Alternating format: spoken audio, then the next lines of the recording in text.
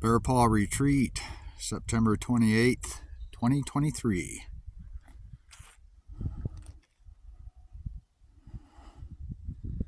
It's been a good season, a very busy, productive season. My neighborhood finally has names for our driveways. We will have addresses even someday soon.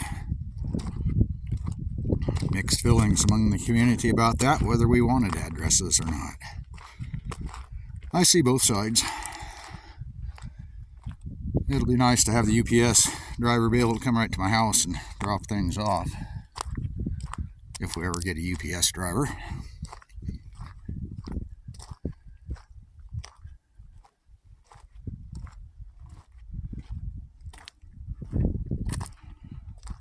Much the same as before.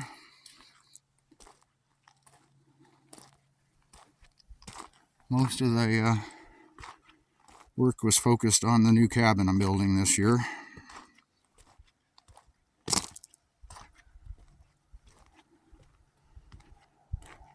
The numbers were down from last year. Throughout the park, we had fewer visitors than the year before. I'm not sure if that's due to the year before being a bumper year, everybody finally getting out of the COVID restrictions and heading on vacation, or it has something to do with the Biden economy. There's definitely a downturn in August and September for sure, but pretty much the whole season for most places. But this cabin was just extremely popular this year. It's open right now, but it rents again tomorrow night and is rented for much of, well, the first part of October. It's rented. Well, that's nice to have one that can handle the winter temperatures. This little cabin that we hauled in from Wolf Point Ranch and I remodeled last year has also been very popular. It, of course, is a lower price per night. That first cabin's at $250 a night, and this one's, I believe, $170 most nights. I vary it some. It would appear that my current guest must have taken one of the chairs inside.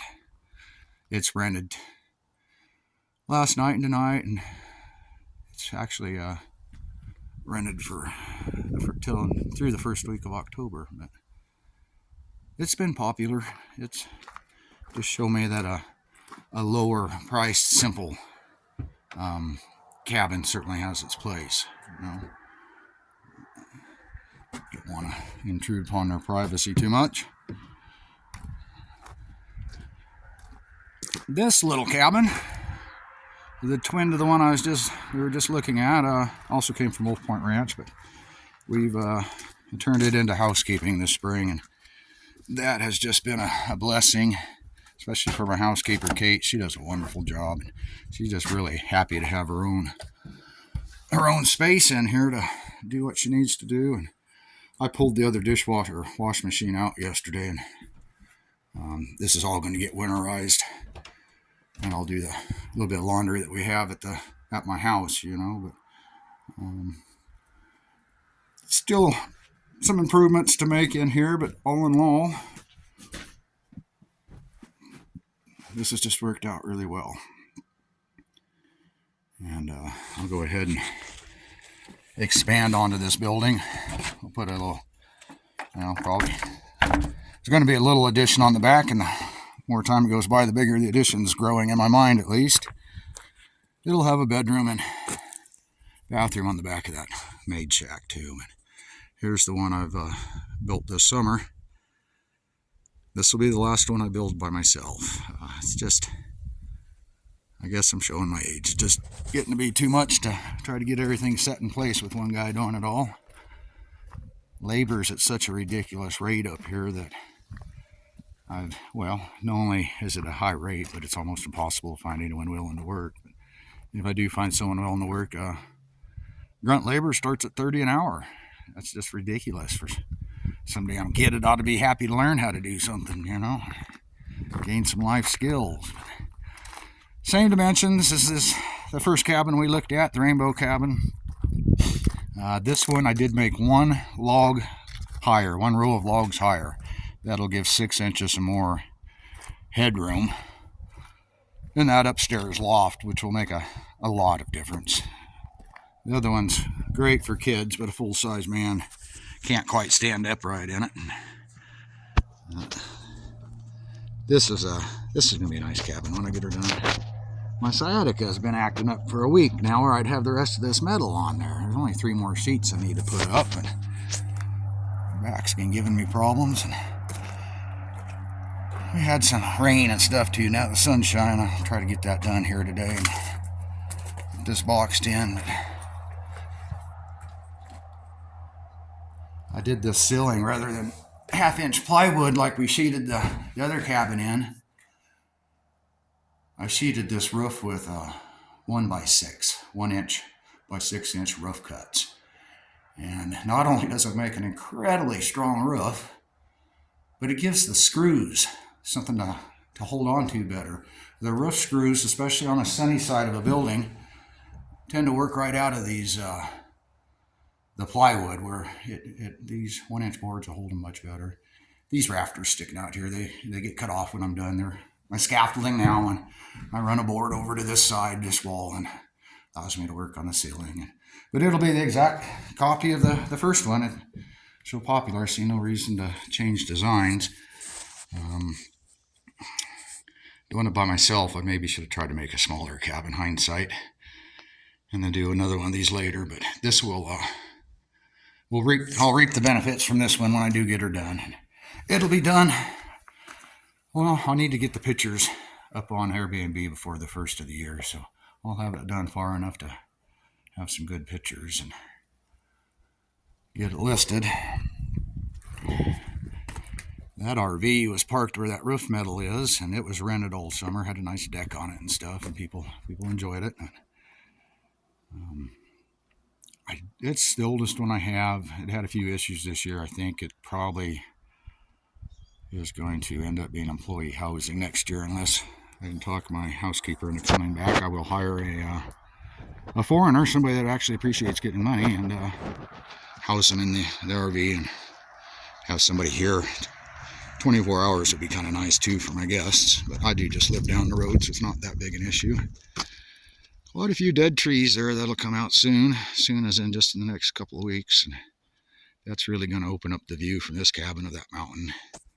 And it'd be a nice view. I'm going to put a little, I have a fire pit for the community of cabins here, but I'll put a little private pit in here, fire pit, where they can roast their marshmallows and stuff. And I'll bump this one up a little bit. That other one's getting $250 a night. This will be worth $260, $270 or something. It'll be just a little bit improved. And probably not going to show up too well with the sun and the shade from the trees as it is, but there's another pad right here I've created, and the ground's not froze yet. Again, this dang sciatica, I have problems sitting, pinches my nerve, but I still have time. I'm going to get the water into this one, and the septic, and get the utilities started. I would really like to get the cement pads poured here. So it's just, that's something that is hard to do, when there's still snow on the ground. So if I had the pads poured and everything squared, this cabin could start being built, in April even. This will be a 16 by 16, 1-story. Similar to that second cabin we looked at, it'll be a little bigger than that cabin, but price range and everything will be about the same.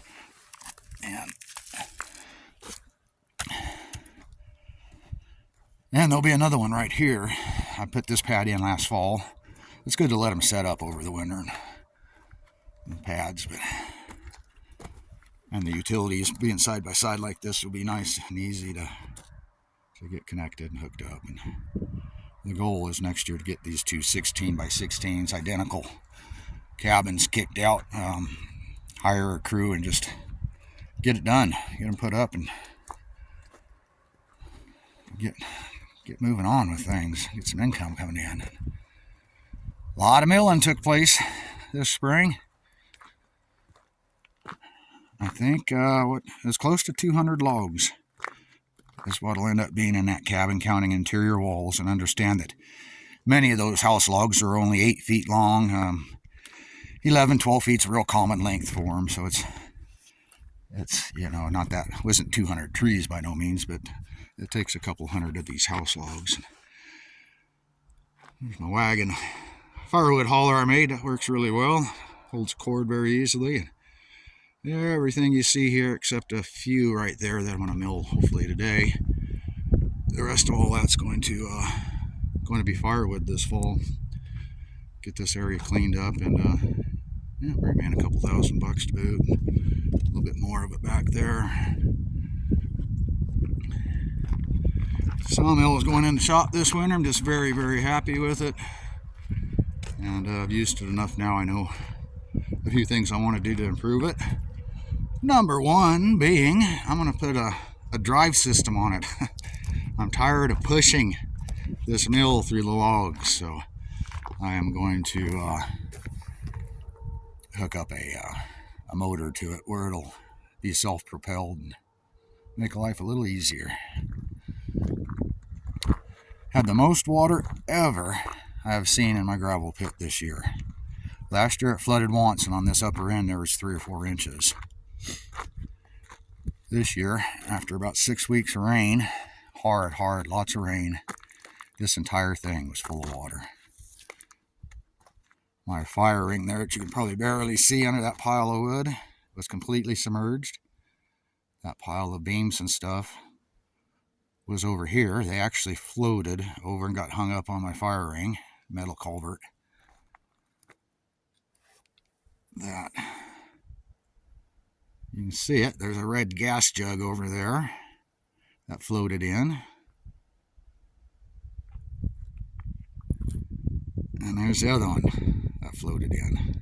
Well, they're in the bottom of the pit with some diesel in them to start fires, but that's where they got lodged after the water went down. So that shows you the water was that high, or actually a little bit higher, in order to float them to that position.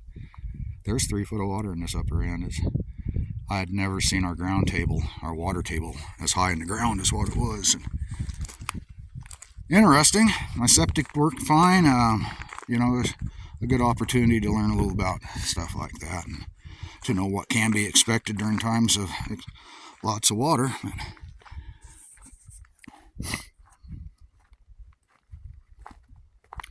Lots and lots of dead trees. I've made a couple trails back behind the last part of my property, and the main thing I'm going to be focusing on this winter is harvesting trees. And I want to have both log packages for these 2 cabins milled up and ready to assemble by May. And I have plenty to do.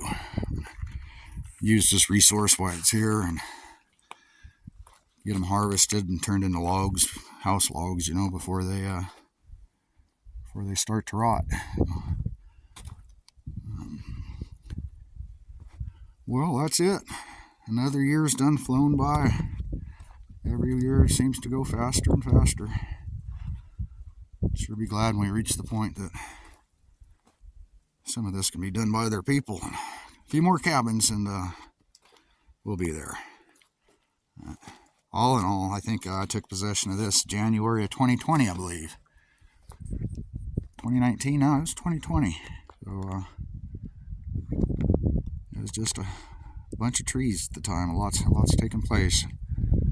Considering we only have a few months out of the year we can work, holy smokes, if I could work year round, this place would